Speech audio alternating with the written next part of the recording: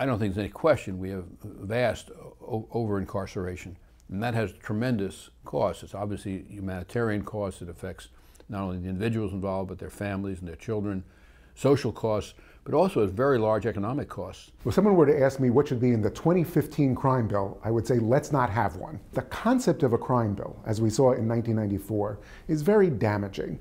It implies that we're going to address everything in one bill. In the process that held sway in 1994 was very dangerous. It allowed for this kind of ill-considered parade of ideas, often not vetted through the committees of jurisdiction. And in that kind of feeding frenzy, you don't get good policy.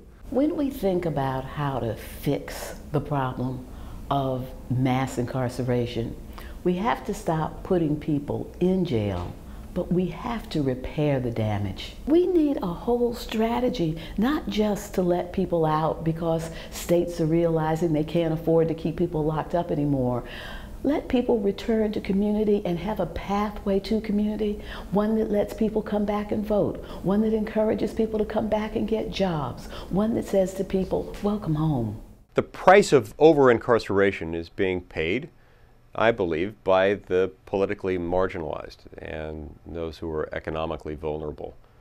Homes are often torn apart as fathers, sons, uncles, nephews, and older brothers and younger brothers are being sent into prison, often for far more time than their conduct deserves. It's the families and the neighbors who are left behind that bear the highest costs of our justice system. And that's one of the reasons why it needs to be reformed.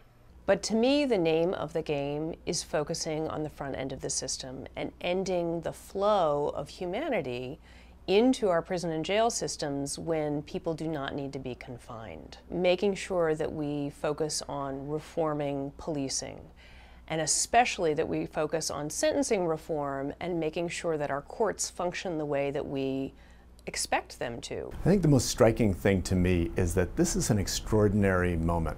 There's public support for more transformative change in our system than we have seen in generations. This is a time for big change. It needs to be smart, it needs to be rooted in evidence and what works, common sense. It needs to be explained to the American people so that we understand why we're doing the things that we're doing. But I think within those parameters, everything could be different. We could be looking back 20 years from now on this year or the next as the pivotal moments where we got our criminal justice system right.